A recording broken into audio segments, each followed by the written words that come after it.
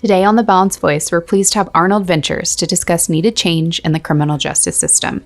Arnold Ventures funds research to better understand the root cause of problems and build evidence about what works and what doesn't to inform policy solutions. Specifically, our guest today is Jennifer Doleac, Executive Vice President of Criminal Justice at Arnold Ventures. Jennifer comes to Arnold Ventures with over 15 years of experience as an academic economist. She is a leading expert on the economics of crime and criminal justice policy and a vocal proponent of using rigorous research to inform policy. Jennifer holds a PhD in economics from Stanford University and a bachelor's degree in economics and mathematics from Williams College. In addition to her work at Arnold Ventures, she is also the director of the Justice Tech Lab at Texas A&M University. This is the Balanced Voice podcast. It's so nice to have you. And you do incredible work. Jennifer and I were looking through the list of research you've done and the people you've worked with, and it's just incredible. Tell us about what you do, and then tell us a little bit about Arnold Ventures. Sure. So I'm an academic economist by training. I've been a professor for, I think I made it 11 years before I was able to escape to AV. My work is mostly research. It's studying, testing what works in the criminal justice space, especially to improve crime outcomes, improve criminal justice outcomes, make us all safer. With the goal of public safety. With the goal of public safety. Okay. Right. It's sort of there could potentially be many goals that we might want to, whatever your goals are, trying to figure out what interventions actually work. It's actually a very good question of the goal, because in sort of researching this, I kept thinking, what is the goal? Is the goal public safety? Is the goal victim rights? Is the goal the experience for the criminal, the alleged criminal, what they're going through, what happens after? And I do think goals are important because they shape the questions we ask, right? Yep. But tell us, keep going. Yeah. So most of my research, I would say, the outcome measure we're looking at is either crime or, say, recidivism, so reoffending. So something on the public safety side. Okay. But economists like to say, where, you tell us what your goals are and we'll tell you what to do. We don't feel comfortable telling you what your goals should be prescribing. Yeah. Values, right.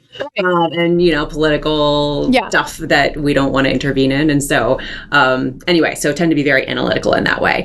So spend a lot of time with data and trying to figure out what works in the real world. And what drew me to AV is I got to a point where I, had built all this expertise as a researcher, but it's really hard from within the academy to actually have an impact in the real world. Yeah. And AV has a really strong reputation for caring about evidence and data as a way to inform policy. Basically, their interest is the same as mine in terms of wanting to figure out what works, and actually go out there and test and innovate and try new things and then evaluate them to and invest in those things that you came out with, right? Or right. the ideas. Figure out there are so many things about the criminal justice system that we all think could be working better, but we don't know how to fix it. Yeah. And so what I usually wind up saying to policymakers all the time is we should just be trying lots of stuff, but then be humble about how hard it is to solve these problems, and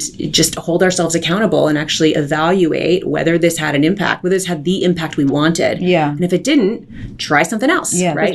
Try to fail fast rather than not pretend we're not going to fail at all. And so that's very much AV's worldview in a lot of policy spaces, including criminal justice. And it's very much my worldview. And so it was funny when I first took the job, whenever I would tell people, everyone would just say, "Oh my gosh, that's such a good match." Yeah. I'm loving it. It's been such a good fit for me.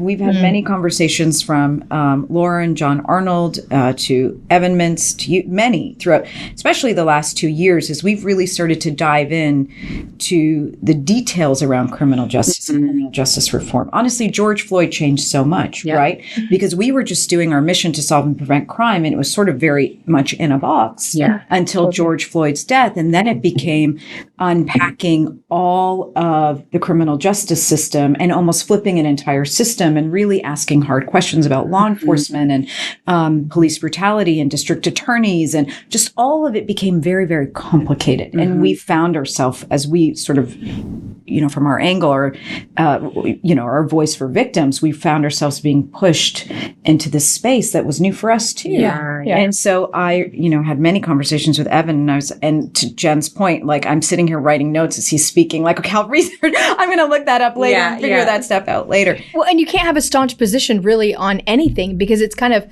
yes, but. Everything is almost yes, but almost. Almost, right? Yeah. I mean, there are some things where the evidence is really clear. Like at this point, we have a ton of evidence that if your goal is reducing crime, especially violent crime, hiring more police and putting more police on the streets is a really effective intervention. It is effective. Is effective. Okay. Whoa, say that again. Yes. If your goal is reducing crime, especially violent crime, hiring more police, increasing police presence is highly effective.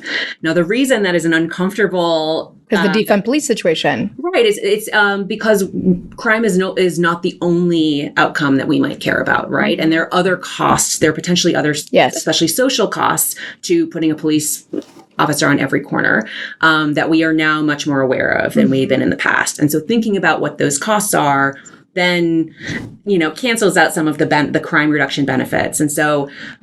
So for example, on that one, so you've come out with that research, you've got your it's not no longer a hypothesis, you've got a decision on a position you're taking.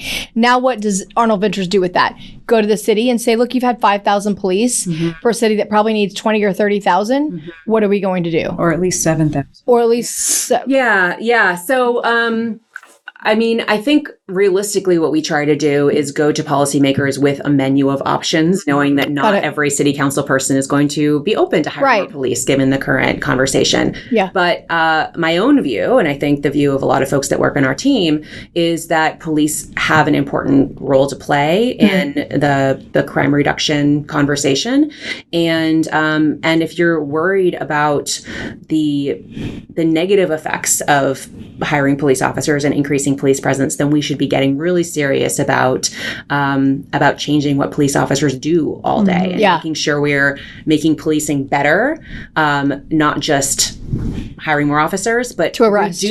reducing the number of officers will, based on all the research, make crime go up. Yeah. And so we can do that, we can still do that. But if we then are serious about maintaining public safety, we need to be ready with another intervention that is going to compensate. Do y'all look at things like, one of our former chiefs used to say relational policing. It's this movement of relational policing. So yes. I've heard this. Yeah. Oh, so Acevedo used to call it relational policing, where you're building a relationship, community policing, relational policing. Yeah. And you're building a relationship with the community rather than just be the ones to rather than just being a warrior. That's right. Challenge with so this community policing idea is it sounds great. I think we all have an idea in our heads about friendly officer Bob who knows everyone on the neighborhood, right? Yeah. And the question is, how do you train a whole bunch of friendly officer Bobs? What does the training academy look like for that? What exactly is the job description? So it's remarkably difficult to even define what a good police officer is or does all day. And then the question for my team and researchers is, how do you either screen and hire that kind of person or come up with a training program that produces tests, cop. And then how do you hold them accountable on the other end if they're not doing a good job? How do we I may need to go work for her, because there's so many ideas going in my head. I'm like, they need trauma-informed care training. They need this. And there's so many things. Talking to law enforcement and working so closely with law enforcement is a simple move as hiring from within the community.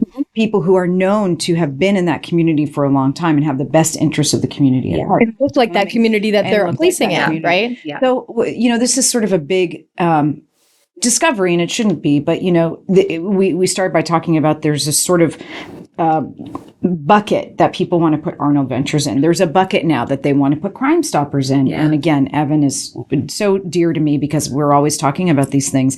And the bucket of Arnold Ventures, and by the way, I've had the benefit of sitting with Laura and John Arnold and thinking, my gosh, if everyone could hear what you're saying. And they have I have to tell you, my bias coming in here was I would have never thought that you would say we need more police. Interesting. That was a bias. That's what I want to get to. And I think some of it comes from this really big tug of war we've had as a country the last few years about the role of a prosecutor or the role of the DA. And we're seeing some of these judge. Quote, and I think even in your research, and I want to pull the right words, I hate to say liberal DAs, but I'm pulling it from your research. I mean, you looked at 35 jurisdictions, or one of your colleagues did. I mean, you were really trying to see, like, let's measure the impact over a 10-year span of time. I think you were saying, what happens to crime rates and the notion of scaling back. So here's some of the things. Scaling back the prosecution of non-violent misdemeanors. I don't want tattoos, but I swear one day I'm going to get a tattoo that says, like, scaling back prosecution of non-violent misdemeanors, because everyone jumps to, so you want to let every out?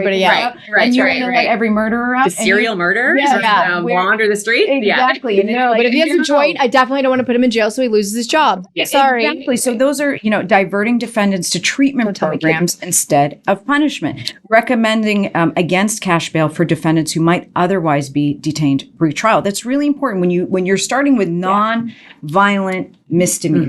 And I think everyone in the criminal justice space agrees on principle with that. We all do. Yeah. But then did it get out of control, or do we just think it got out of control? Yeah. This area is super hot right now in a way that it's I called it a hot button issue, but I was embarrassed to say that.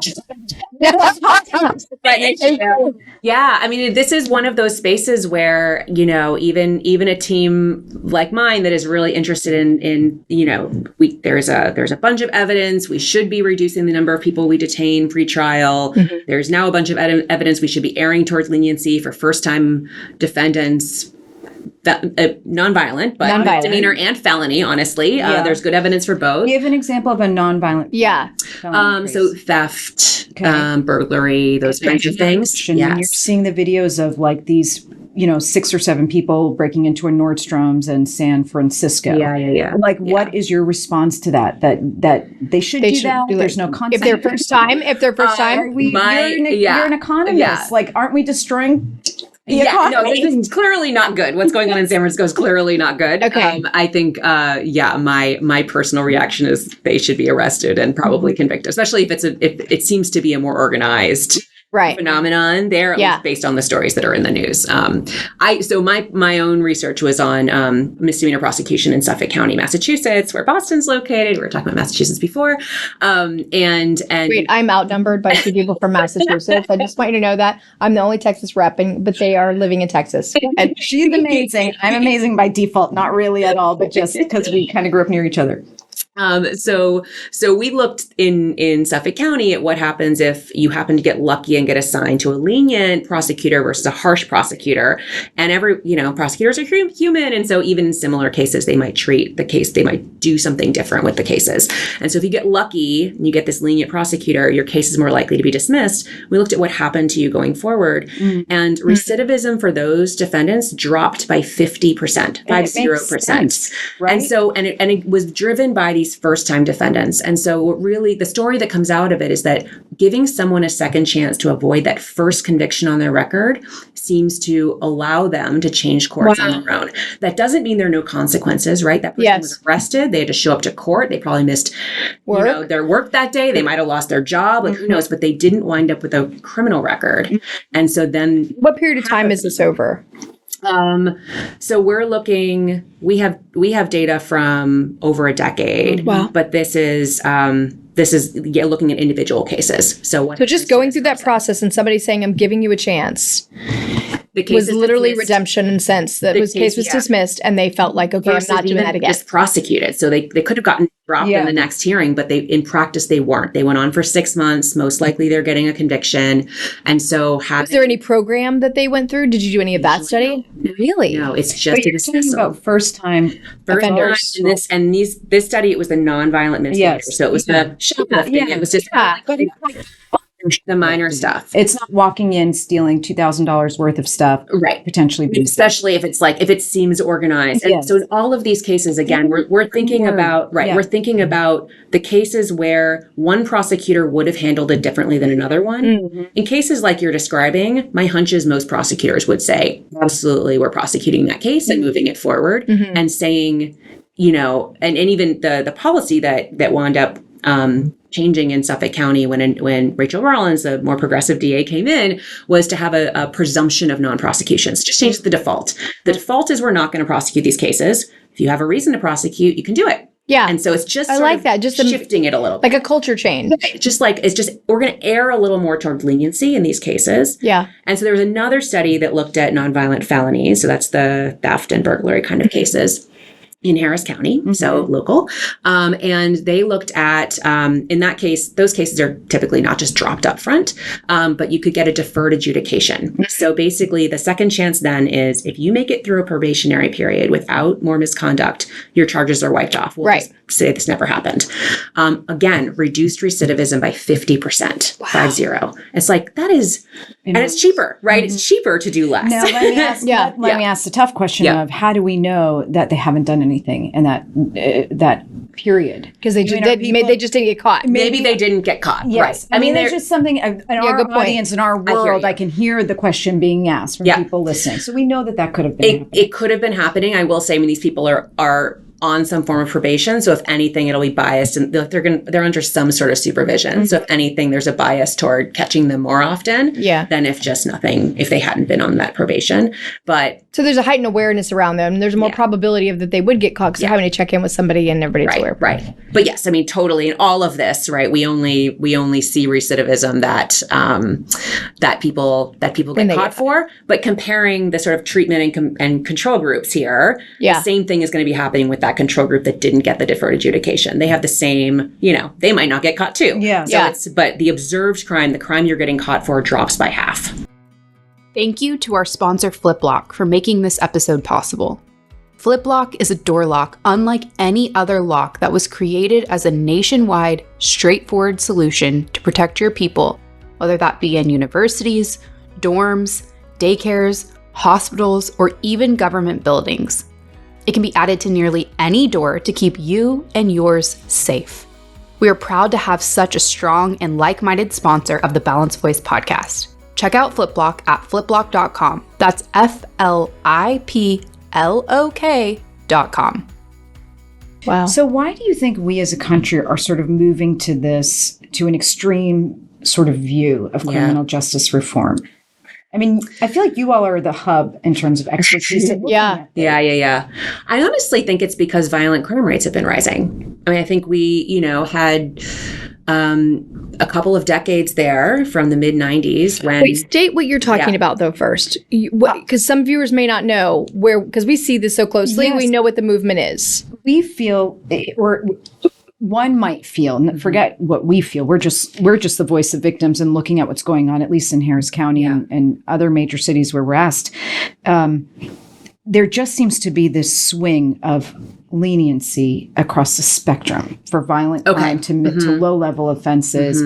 We want to give everybody a second chance. We want everybody can't afford to be held pretrial, and it's going to ruin everybody's life if there's consequences. And when you're dealing with first-time nonviolent offenders, I'm with you. I'm with you. We can't be ruining somebody's life because they've made a poor choice one time. Yes. And think about if you have kids. If you have a kid who's been great and made us and think of us that can afford to get our kids out of it, but those that can't. Right. Not okay. Saying that we have the same heart in the general population or general community. But as the level of offenses escalates, it seems like we're still taking a very... I don't know what word to use, progressive or lenient approach. You look at cities like New York. You look at what happened in Seattle. You look, even some would say in Harris County. How do we get here and what's the basis? Do you feel that way? We're seeing this in the major cities, but do you feel it's moving towards more leniency? That's interesting. So the question I usually get is, why is everyone pushing back on reform now? So that goes in the direction where we're going. But I think, there definitely there's like a polarization in more conversations around criminal justice policy than there had been. I think for a long time it was like, oh, well, that's just the way it is. Have fallen so much since the early 90s or mid 90s. We're all willing now to kind of re-examine what our standard policies are and what our assumptions are, and are there other ways to do this. And part of this, part of what I love about working in criminal justice policy is you wind up with people from very different parts of the political spectrum who are all at the same table with the same goals, which doesn't happen in any other policy area, right? Yeah. So you've got the libertarian conservatives who see the criminal justice system as another big failed government program, right? Like incarceration is really expensive. So is there a cheaper way to do this? You have more religious conservatives who believe in redemption and second chances. And so we start thinking like, maybe we don't have to have someone in prison for 50 years for something they did when they were 18, you know? Right. And then you have people on the left who are worried about racial disparities and socioeconomic disparities and the bias.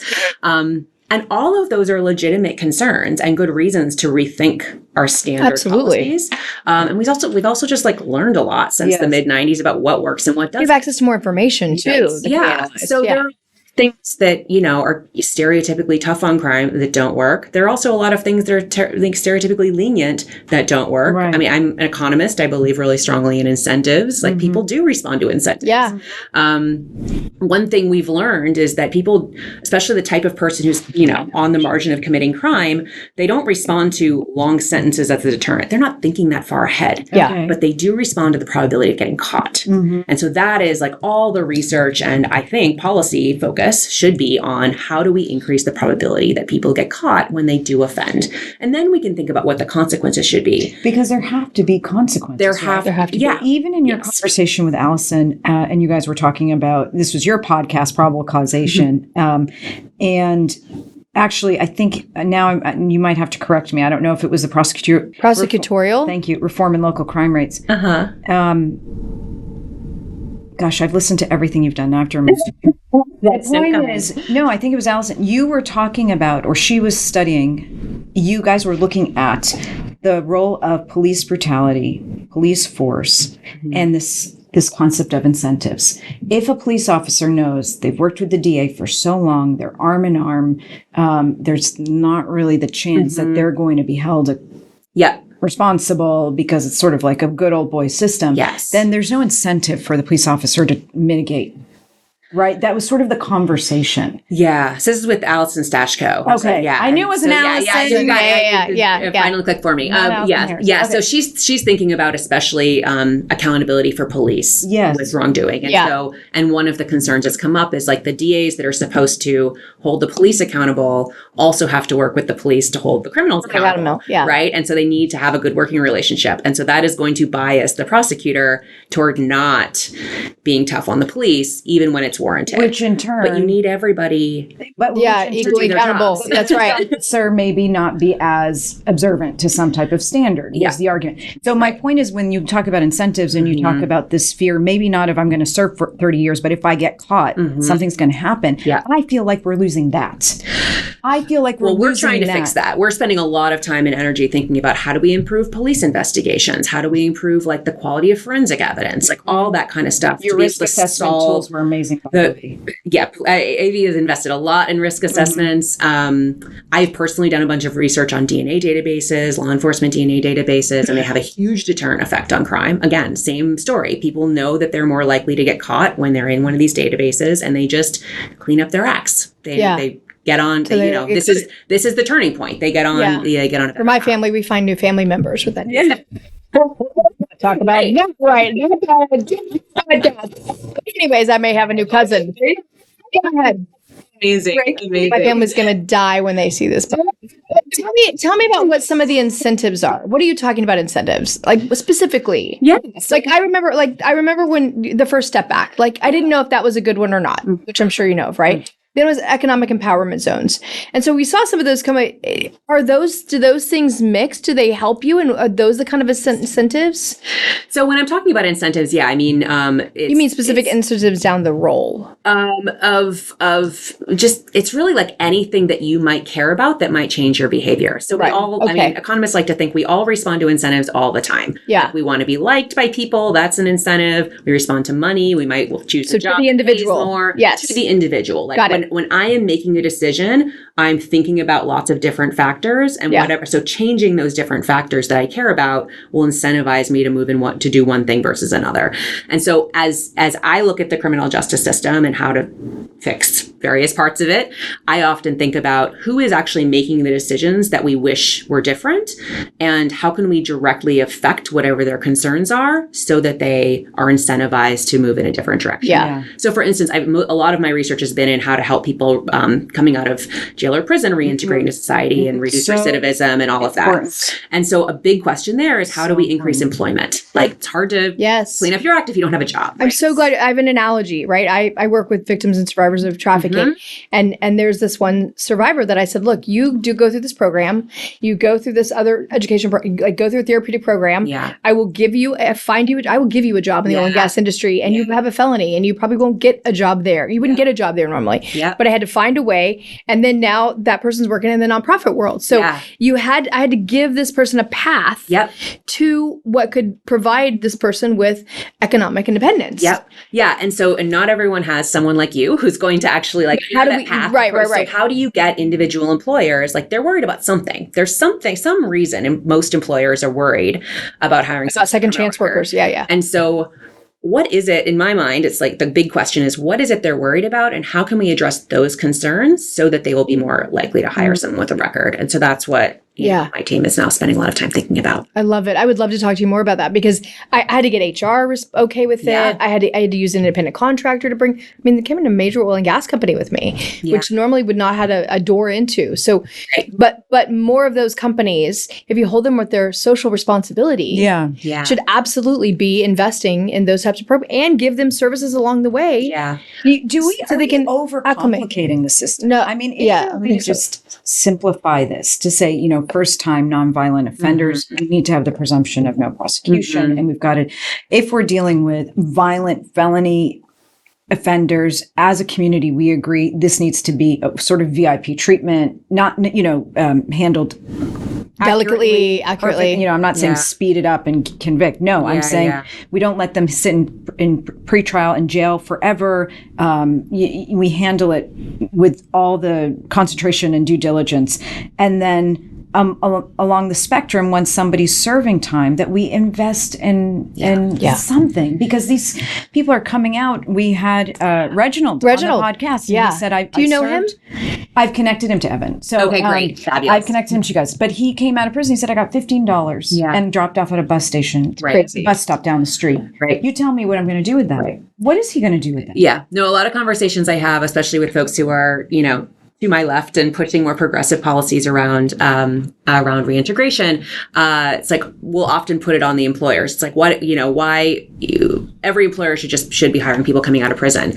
And my usual response is, we as a society have decided to lock people up for decades and invest nothing in them, and then we blame the employers when they get out. Them. Like, that's on us, right? Like, we need to make different choices about investing in people, both before they wind up locked up in the first place. But then if they are, invest in them, knowing they're likely to get out and be members of our community going forward. So you have a podcast. You work with Arnold Ventures. Your podcast is called Probable Causation, which is fantastic. Thanks. Who are you speaking to? Are you speaking to people in the criminal justice system, or sort of the everyday person who might be worried about crime or not even thinking about crime? Who's your audience? Ooh, great question. I think realistically, it's people who are worried about crime and somewhat interested in general in data and evidence. And then folks in the criminal justice system who care about having it, doing an effective job, but maybe don't have the same access to research that I do. So basically just trying to translate all the amazing work that's being done in the academic community now. Like, there are so many questions, there's so many things we don't know the answer to, but we are generating more answers every week. Just ask ChatGPT. That's right. And so most of both on the podcast and at AV, trying to just get that information out into the hands of people who can use it. It's so important. I think as the world a few years ago, you could look at a major city and kind of say like, well, this part's a little sketchy, but most of the city's really not bad, right? You can walk your kids, go to the park, go shopping during the day. They can take the bus, blah, blah. Now crime is sort of permeated everywhere. And so now all of a sudden everybody's interested. Yeah. Right? People who didn't care about this topic before. I've been a Crime Stopper since 2006. I remember trying to talk to people about public safety and they'd say, thank you, dear, it's just not our issue. Yeah. Now we're getting so many calls. Yeah. Because it's everywhere. But I think before we get emotional, before we have somebody that's committed a crime or become a victim of crime, this is something we all have to pause and look at pay attention to. and invest in solutions that are not emotional. And come to the middle and get on the same page, and right? politically motivated, because we are wasting so much valuable time. And people will say, we've been political because we talk about court case outcomes, but talking about what's happening in real time is just as valuable as studying what has happened in real time. We're all doing the same thing. Yeah. I have a question. What do you feel like in this space is your biggest accomplishment? Like you look back at them and it's like, damn, I'm glad, like that was awesome that myself and my team did. Or let's see. Well, I'm pretty new to AV, so AV's done lots of wonderful things. But I don't get any credit for that. Let's see. So I have my own research on ban the box policies showing that they're actually somewhat counterproductive. So they ban the box is, we were just talking about reintegration and trying to help people get jobs. It removes information from job applications about whether you have a criminal record. And the idea is, the hope is it will get people's foot in the door so they can build rapport build a relationship with an employer and then actually get hired when their background is actually checked. They won't care as much. But economists like me look at that and say, well, if they don't have the information, they're just going to try to guess. You're not changing anything about the incentives they're facing. They're now going to try to guess, and they're going to look at the person who's applying for a job and think like, do I think they probably have a criminal record or not? Oh, wow. And then they discriminate based on race. And that there's now lots of research, including my own, showing that is what happened when Ban the Box passes. That makes so much sense. So Ban the Box is when we get an app. So offensive, though. That I didn't even know that was a thing. Yeah. Where you block out did we do that in Texas? Are we allowed to do that? No, I think what we did in Harris County is say that you can no longer not hire based on somebody having committed a felony. So in general, the EEOC at the federal level has guidance saying no employer can just have a blanket policy that says we won't hire anyone with a criminal record. Okay, so Ban the record blocks it out, and what you're saying is when you do that, all you do is that person's fixated on trying to figure out if that person's a criminal or not. And then it essentially broadens the discrimination on certain races. Based on race. It's a solution, not ban the box. So my general push is more information tends to be more effective than less. Because what employers want to know is the person going to be a reliable employee that's going to show up every day? What additional information can we give them that would help them figure that out? Nice.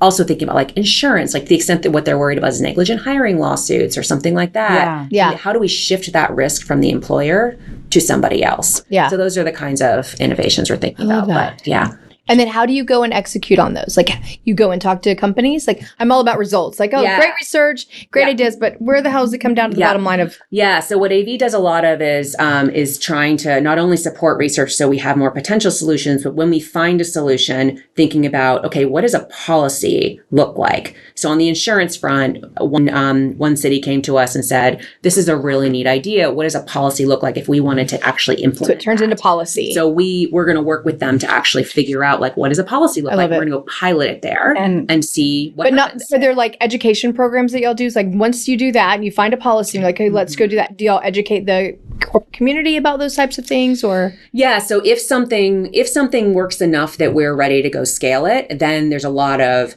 education of policymakers, education of community members, and then we also have an advocacy team that actually goes out and lobbies. And we've been able to work with you on that. Jenn, you are amazing. Yeah. For stopping by. We have a hard stop at 12:30. We have to schedule again. I know. The second podcast.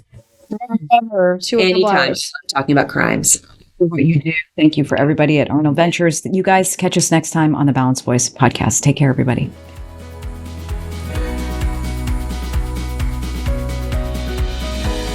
Thanks for tuning in to today's Balanced Conversation. You can find real solutions and tangible resources in our show notes at thebalancedvoicepodcast.com. To join the conversation, follow us on Instagram at The Balanced Voice Podcast, and on Twitter @balancedvoice_. Stay up to date on Rania's work by following her at The Rania Report, and we can't wait to see you next week for another Balanced Conversation.